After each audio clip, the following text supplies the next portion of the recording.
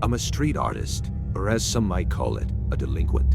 I'm fine with either title. The important thing is that I love graffiti, and with a spray can in my hand, I seal lies. The problem is that the graffiti community is, at best, hostile. There's no camaraderie, just unspoken competition. That's why I've adopted a more discreet style, preferring secluded spots where my art can remain untouched and away from the prying eyes of other artists or authorities. Abandoned train tracks are my favorite. Old rail cars left to decay offer endless canvases.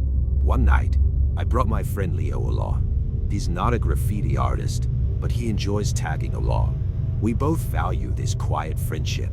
That night, we found a set of deserted tracks using a map app. We arrived around 10 p.m., with Leo smoking a cigarette while I carried my cans. Soon, we stumbled upon an old, empty train. To my surprise, there wasn't a single tag on the train. Something rare. Excited, I got to work. About 15 minutes later, I had completed 3 tags in a row. As I admired my work, I tossed my empty cans behind me, enjoying the metallic clatter as they hit the ground. Leo was further back, fiddling with another cigarette and completely ignoring the spray can I had handed him. That's when we heard it. A metallic clang echoed from somewhere down the tracks. We froze. The sound seemed to come from between the train cars. We stood still, the silence pressing down on us, waiting to hear something else. Nothing came. The tension in the air was almost suffocating. We kept walking, trying to brush off the eerie feeling. Then, out of nowhere, something flew in our direction. One of my empty cans. It clattered to the ground a few feet away. We exchanged a bewildered look. Before we could process what was happening, a deep voice boomed from the darkness. "You think you're getting out of here that easily?" And then it happened. A gunshot. The sound shattered the silence, and my heart stopped. Leo shouted for us to run, and we didn't think twice. The shouts of whoever was chasing us echoed down the tracks, but we didn't look back. We ran until we found an exit to the main road and didn't stop until we were far enough away. For weeks, the fear of that night lingered, but so did my curiosity. I decided to return to the site during daylight, this time armed and more cautious. When I got there, the train was still in place, but the cars were different. Where my tags had been, now there were irregular blotches of red paint. Someone had covered up my work. Exploring further, I opened the door to one of the cars. Inside, there was nothing but a chair in the center, with ropes and chains scattered across the floor. Some of the ropes were tied to the chair's legs, while others lay loose. The smell hit me like a wave, an overpowering stench of bleach, as if the entire place had been scrubbed clean. As I pulled out my phone to take a picture, I heard it again, a metallic clang from somewhere further down the train. Maybe it was my imagination, but I wasn't about to take any chances. I left as quickly as I came. To this day, I wonder who was there that night and why they acted the way they did. The chair in the train car, the overpowering smell of bleach. It all feels like a scene from a nightmare. And sometimes, alone in the dead of night, I can still hear the sound of that gunshot echoing in my mind.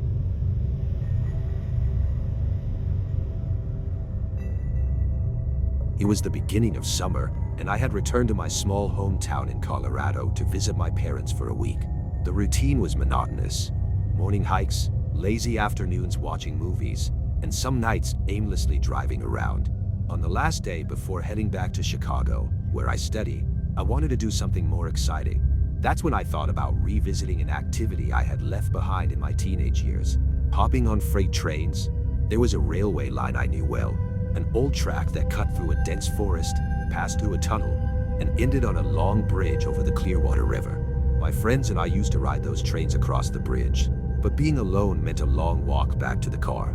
I decided I'd just ride the train through the tunnel and walk back. I arrived at the spot in the late afternoon and parked near the trailhead. I walked along the tracks, waiting for a train to pass. It didn't take long before I felt the vibrations in the ground. I ran to hide behind some trees as the train approached. Once a few dozen cars had passed, I ran alongside one, grabbed the iron ladder, and pulled myself up. The feeling was just as I remembered it. pure adrenaline.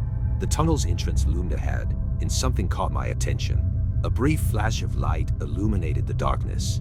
It must be a spark on the tracks, I thought, trying to convince myself. The train entered the tunnel, and darkness consumed everything. That's when I felt something grab my leg. My body froze. I nearly lost my balance, but I held on tightly. A scream escaped my lips as I kicked with all my strength, but there was nothing else. Before I could process what had happened, another hand reached out and grabbed my leg again, this time with more force. I scrambled up the ladder, out of reach. My heart was pounding. Who was in the tunnel, and what did they want? When the train exited the tunnel, I jumped off in a panic. I walked through the small clearing on the other side, trying to organize my thoughts. The only way back to my car was through that tunnel. There was no alternative. I couldn't call for help, there was no signal, and there was no way I was crossing the bridge. A train could appear at any moment. I picked up a rock from the ground, as if it could protect me, and started walking back through the tunnel. The darkness was oppressive, and the silence made my mind play tricks on me. When I reached the spot where I had felt the touch the first time, a disturbing sound broke the silence, a rhythmic clicking noise echoing along the tracks. It sounded human, almost like someone clicking their tongue. Every instinct screamed at me to turn back, but I couldn't. Instead, I shouted, "I have a gun. Stay back." My bluff was met with dead silence. I pulled out my phone and played a gunshot sound at full volume, letting it echo through the tunnel. Then I sprinted. I ran as fast as I could, ignoring fear and exhaustion. My body was in pure survival mode. When I reached the other end, I looked back. Another flash lit up the tunnel, and this time, I saw them clearly. Two figures, standing motionless on the tracks, facing me. Their silhouettes looked human, but something about them was deeply unsettling. I didn't stick around to find out more. I started jogging back toward my car, but as I was leaving, the most horrendous scream I've ever heard came from the tunnel. It sounded human but far from normal, almost animalistic. When I finally reached my car and locked the doors, my breathing was heavy and my body trembled. I have no idea who was in that tunnel or why, but I know I'll never risk doing something like that again.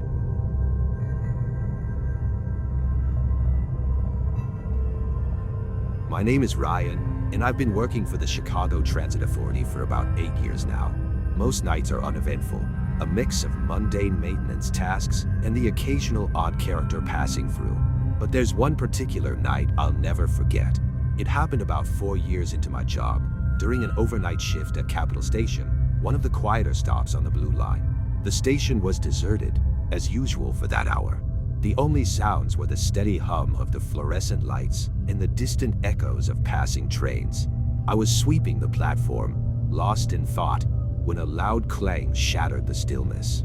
The noise seemed to come from deep within the tunnel.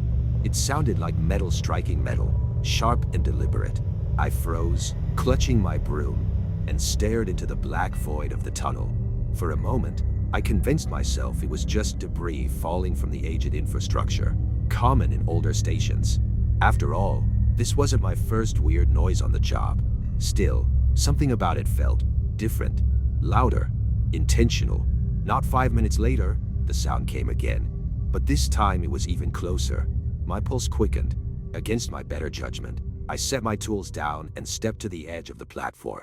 The tunnel loomed, black and impenetrable. I squinted, half expecting to see someone, or something, emerge from the darkness. "Anyone down there?" I called out, my voice bouncing off the grimy walls. Silence.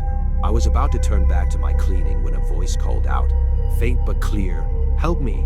It was a child's voice. My gut tightened. I shouted back, asking where they were. The reply was faint but unmistakable. "In front of you. Just keep coming." Every instinct told me to leave and call for help. But what if it was a real kid in danger?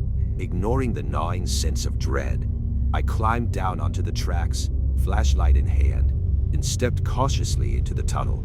As my eyes adjusted to the glow, I noticed a small figure about 30 feet ahead. It looked like a child, standing stock still, shrouded in shadow. "Hey, are you hurt?" I called out, taking a cautious step forward. Then, I sighed. To the left of the child, partially obscured by the tunnel wall, was another figure, tall, unmoving, and unmistakably adult. I stopped cold. My heart pounded so hard it felt like my chest would burst. The child called out again, this time louder, "Help me!" But their tone was off, mechanical, almost rehearsed. The tall figure shifted slightly, as if they'd noticed me hesitate. I didn't wait to see what would happen next. I backed away slowly at first, then turned and scrambled back to the platform. As I climbed up, the child shouted after me, "Wait! Come back!" Ignoring the pleas, I ran to the station's control room and radioed the transit police. Within minutes, officers arrived, combing the station and the tunnels. They found no trace of anyone, except for one thing: a single, small sneaker lying in the middle of the tracks. The discovery sent a chill through the officers and me.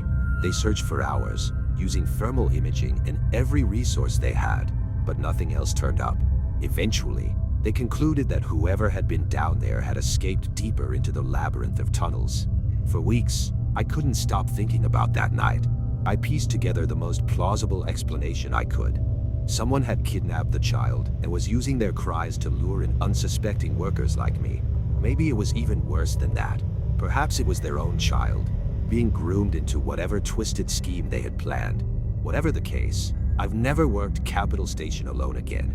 And every time I hear an unexplained sound echoing in the subway, I feel that same ice-cold dread creeping back in.